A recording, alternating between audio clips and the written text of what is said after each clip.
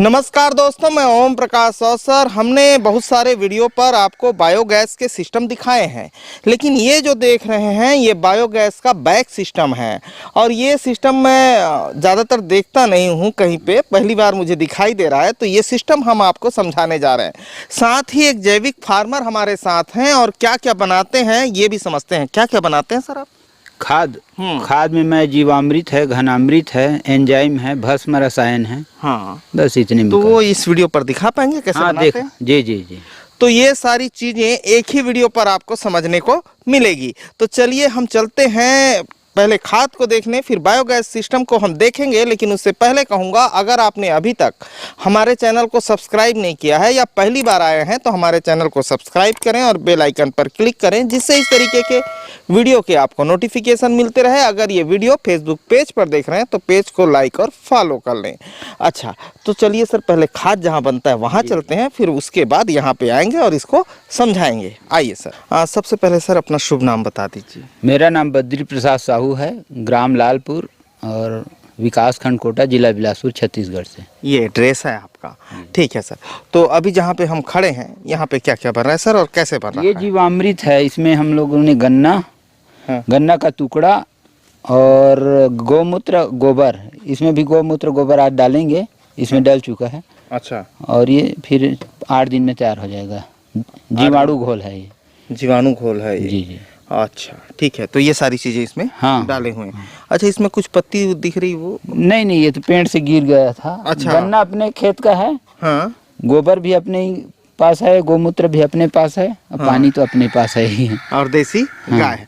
तो ये क्या काम करता है सर? ये जीवाणुओं की संख्या बढ़ा देता है और केंचुआ लाता है जमीन में नरम करके। केंचुआ। तो इसको किन परिस्थितियों में किसान को इस्तेमाल करना चाहिए? किसी, बस जमीन गीला रहे कभी भी डालिए, जितना डालिए कोई इसका साइड इफेक्ट नहीं है। जितना आप डाल सकते हैं, जैसे पानी आप कितना भी पियेंगे कोई कुछ नहीं होता है। हाँ। या छाछ पियेंगे, जितना पी सकते हैं छाछ कोई भी आदमी, वैसे इसको जितना डाल सकते हैं। तो इसमें मात्रा कितना कितना रखते हैं ये जरा समझा दीजिए। इसको सिंचाई के साथ यदि देना है तो 10% है और स्प्रे करना है तो 5%। अच्छा, इसका रेशियो नहीं बनाते वक्त जो डालते हैं उसमें उनकी मात्रा? बनाते वक्त हम लोग इसमें 200 लीटर पानी में 10 किलो गोबर, 5 लीटर गौमूत्र और 3 किलो गन्ने का टुकड़ा या 2 किलो गुड़ और हो जाएगा। बस इतने में बना। और यदि आपके पास है तो 1 किलो दही, या नहीं है तो 2 किलो बेसन, कोई भी, इससे तैयार हो जाएगा। हाँ, तैयार हो जाता है। बहुत ही अच्छा जीवाणु तैयार हो जाता है इसमें। तो किसानों को तो ज़्यादा पैसा लगता नहीं होगा इसका? इसमें कोई भी चीज़ हमारे यहाँ से खरीदा हुआ नहीं है। बेसन भी अपने पास का खेत का है। गन्ना भी खेत का है और गोबर और गौमूत्र तो घर का है। तो जिसके पास गन्ना ना हो वो क्या इस्तेमाल करें? गन्ना नहीं है तो महुआ इस्तेमाल कर सकते हैं। कोई भी मीठा फल, अमरूद है, जैसे पपीता है, या गुड़ का स्लरी है, जो उसके पास स्थानीय रूप से मीठा फल होना चाहिए। या कोई भी मीठा वस्तु प्राकृतिक, क्योंकि गन्ना सब जगह उपलब्ध नहीं रहता है, कई किसानों के पास नहीं तो किसी के पास महुआ है तो वो कर सकता है। या कोई तेंदू का सूखा हुआ रखा है, चार का सूखा रखा है, पपीता का अपने घर में लगाए, कुछ तो करना पड़ेगा ना, तब वो पैदा। मीठा फल इसमें डाल देने हैं। हाँ, और जो क्वांटिटी आप बता रहे हैं उसमें बस क्वांटिटी की।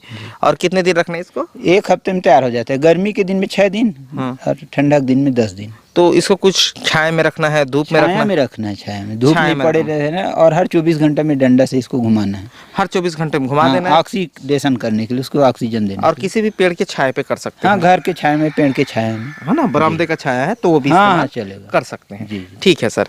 तो ये खेतों में उत्पादन की जो शक्ति है उसको बढ़ाता है? पूरी जमीन की उत्पादन शक्ति को बढ़ाएगा। और जमीन में जो पहले से यदि केमिकल डला हुआ है तो उसके प्रभाव को 0 कर देता है। अच्छा सर, ठीक है सर। और ये जो खाद है ये गोबर का पका हुआ आइटम है। इसी जो घोल बना है ना, इसी को जब आप गोबर में डाल देते हैं तो 1 महीने में गोबर पक के तैयार हो जाता है। अच्छा, इसी घोल को डायरेक्ट गोबर पे डाल के इसको भी हाथ से छिड़क सकते हैं? हाँ, सही कह रहे हैं। जी जी, ठीक है। तो आपको फिर घोल डालने की जरूरत नहीं है। यदि आपने गोबर में ये घोल डाला है तो इस पाउडर बस को घनामृत बोलते हैं इसको घनामृत बोलते हैं। हाँ, ये जीवामृत है और ये घनामृत है। ये जो पानी में है तो जीवामृत है, और जब इसको इस पे छिड़क देंगे में आए तो घनामृत हो जाएगा।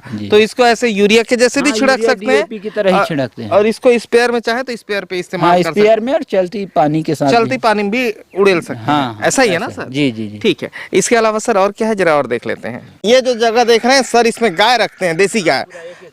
1 एकड़ का एरिया है है इसमें रखते हैं और देसी गाय चल रही है पीछे। हाँ, तो यहाँ गायों के लिए जो प्राकृतिक आवास व्यवस्था है वैसा रखा गया है।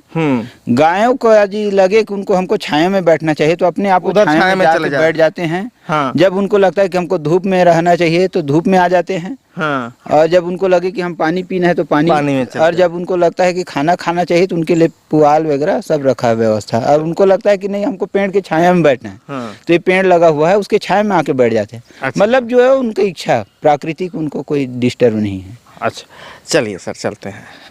ये क्या है सर? इसका नाम भस्म रसायन है। हाँ। जैसे आयुर्वेद में भस्म बनाते हैं दुनिया भर का। हाँ। जैसे अभ्रक भस्म है, लव भस्म है, उसी फार्मूले से इनको सारे खेत के पौधों को जितने प्रकार के न्यूट्रिशन चाहिए, खनिज तत्व, वो सारे न्यूट्रिशन, गंधक, फास्फोरस, मैग्नीशियम, जिप्सम, जितना आयरन वगैरह, कैल्शियम है, सारे चीज इसको मिला के इसको देसी तरीके से पका के इसको बनाया गया है। कैसे बनाए हैं सर, समझाइए। इसमें है नमक है 80%, हाँ। 80% नमक है। उसके बाद हर्रा है, उसके बाद इसमें फिटकिरी है, गंधक है, आंवला है।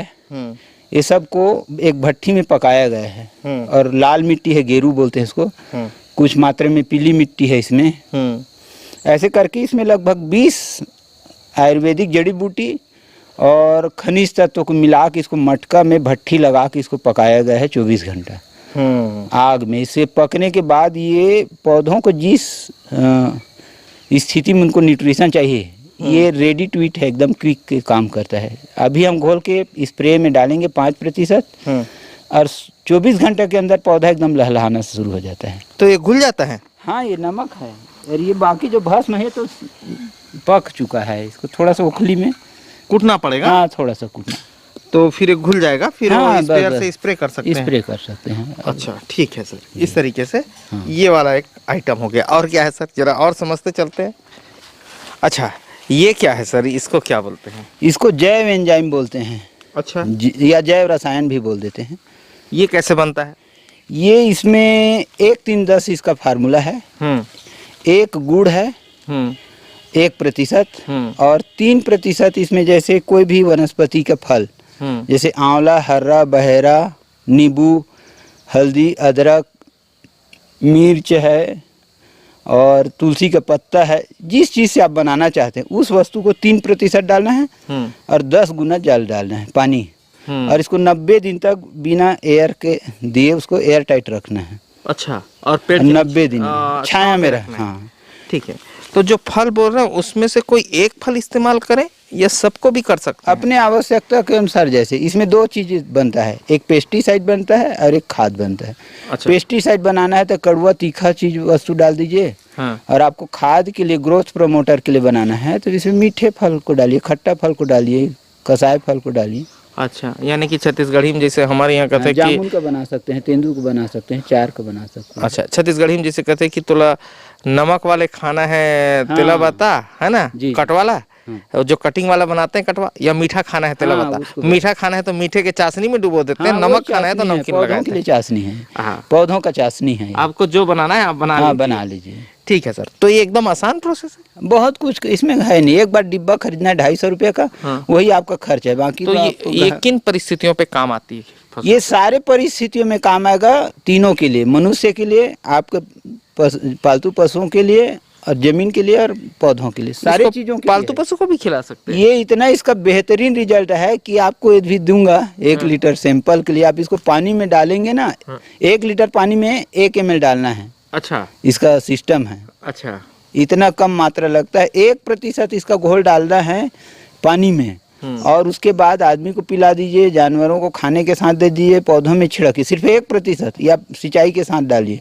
जमीन 3 बार डालेंगे, इतना नरम हो जाएगा पौधा, इतना हरा भरा हो जाएगा। आदमी का शरीर में जो भी इम्बैलेंस है वो उसको सिर्फ 1 हफ्ता पीजिए, इसका 1 बूंद डाल के आपको पूरा सिस्टम ठीक कर देगा। और जब कभी आप यात्रा में जा रहे हैं तो आपके पास पीने योग्य शुद्ध वाटर नहीं है, डिस्टिलरी वाटर, तो इसका 1 बूंद उस बाटल में डाल दीजिए। 2 घंटे के अंदर आपका पानी एकदम प्यूरिफाइड हो जाएगा और पीने लायक बन जाता है। अच्छा, हाँ, ये इसका गुण है। मतलब तीनों पे कर सकते हैं। अच्छा, खेत पे जैसे हम समझे तो 1 एकड़ में कितना इस्तेमाल करना होगा? 1 एकड़ में आपके खेत के जैसे सब्जी के लिए है, हाँ। तो एक बार में स्प्रे में 1 एकड़ में आधा लीटर लगेगा।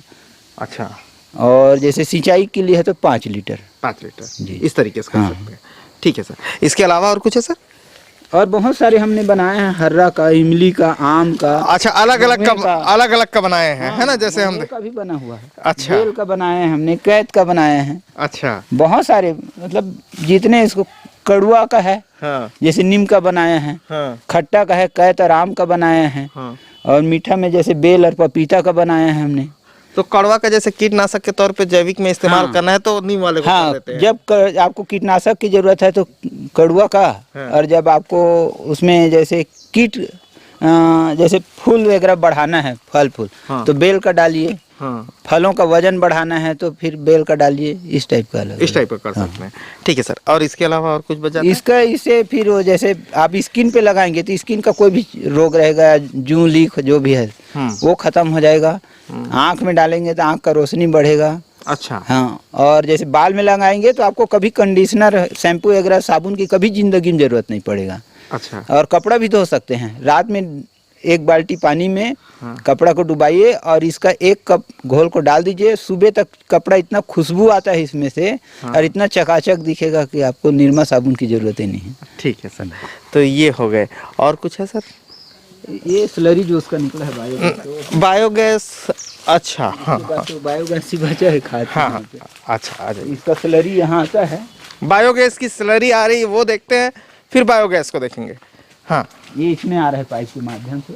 हाँ। और इससे हम एक मोटर फिट किए हैं, ये सीधा मोनोब्लॉक में जाता है। हाँ। और मोनोब्लॉक से सीधा खेत में सप्लाई हो जाता है इसका। अच्छा, ये सीधा पानी खेत पे जा रहा है। इसका स्लरी सीधा खेत पे चले जाता है। जैसे सीमेंट का आप बायोगैस सिस्टम बनाएंगे तो उसका स्लरी गाढ़ा आता है तो आपको घोलने का समस्या है। इसमें पहले से घुला घुलाया है, इतना पक जाता है उसमें कि एकदम लिक्विड फार्म में आ जाता है। और लिक्विड फार्म में आने के बाद इसको सीधा खेत में हम सप्लाई कर सकते हैं सिंचाई में। आपका लेबर बचेगा इसमें। अच्छा। और पकाने का समय बचेगा। जैसे सीमेंट का बायोगैस बनाएंगे तो उसको 2 महीना 3 महीना आपको सड़ाना पड़ेगा। इसमें पका पका निकलता है। अच्छा। हाँ। ठीक है सर, अभी सर उधर आगे देखते हैं, आइए। हाँ सर, जरा समझाइए बायोगैस सिस्टम को। ये एक बायोगैस ट्यूब है। हाँ। इसका सिस्टम है। हाँ।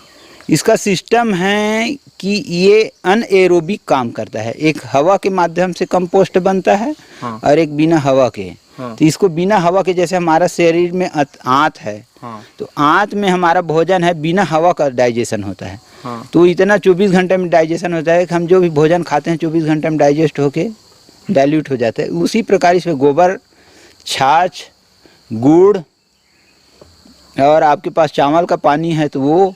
हाँ। और या कोई भी फल का टुकड़ा या किचन वेस्ट, जो भी आपके पास घर में किचन वेस्ट पड़ा है वो सब डाल दीजिए। हाँ। और उसके साथ आपको उसमें 80% पानी डालना है। हाँ। और एक दिन में 10 किलो गोबर। हाँ। और 50 लीटर पानी। हाँ। मिला के इसको डाल दीजिए और उतना आपको रोज का 50 लीटर स्लरी मिलेगा आपको, और गैस भी मिलेगा। अच्छा, इस तरीके से काम करेगा। ठीक है सर, तो इसकी सर कॉस्टिंग क्या बैठती है? इसको तो मेरे घर तक पहुंचने के बाद सारा किराया भाड़ा मिला के 20,000 पड़ा था। अच्छा। और उसमें सब पाइप वाल वगैरह सब दिए थे। ड्रम बस मेरा है। अच्छा। हाँ। तो ये एकदम आसान है, कहीं भी लगा सकते हैं? हाँ, कहीं पर छत में लगाइए, घर में लगाइए। अच्छा।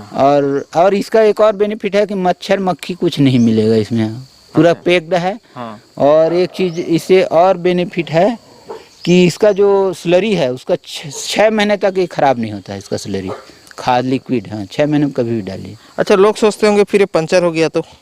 इसका कंपनी देती है पंचर का टेप चिपकाने के लिए। अच्छा। कभी भी पंचर हो गया तो तुरंत चिपका दीजिए, 2 मिनट में चिपक जाए। तो इसको धूप में लगाया, छाँव में? धूप में लगाने से इसका बेनिफिट है। मेरे पास शुरू बार लगाया, टेक्निकल थोड़ा छाया में लगाया दिया तो। अच्छा। इसका गैस कम बन रहा है। अच्छा। ठीक है सर, तो ये बायोगैस सिस्टम है जो आप देख रहे थे, और एकदम आसान तरीके वाला बायोगैस सिस्टम है। इनलेट है, वो आउटलेट है, बस कुछ नहीं करना है। बीच में आपको कोई डंडा नहीं चलाना है, कुछ नहीं करना, बस इधर से डालिए, वो अपने आप डाइजेस्ट होके उधर निकल जाएगा। यानी गोबर का जो एक ये एक तरीके गोबर का एक बेड है जो लेटा हुआ है, एक तरफ से डालना है दूसरे तरफ से निकालना है, और ये बीच वाला जो पोर्शन है ये गैस निकालने का है। ये घर तक सप्लाई गया है, इससे खाना पक रहा है। सप्लाई गया है, इससे खाना पक रहा है। इस सिस्टम से काम कर रहा है। बहुत आसान सिस्टम है और बहुत कम पैसे का है। किसानों के लिए एकदम आसान है, सबसे बेनिफिशियल और बहुत कम पैसे का। इसमें साइज भी अलग अलग होता है। हाँ, अलग अलग साइज है, जैसे आपकी रिक्वायरमेंट। रेट भी कम ज्यादा होता होगा। बिल्कुल आसान सा सिस्टम है जो आप देख रहे थे। और सर ने बहुत सारी जानकारी इस पे उपलब्ध कराई है, अलग अलग जीवामृत, घनामृत के बारे में। और ये जैविक खेती करते हैं सर।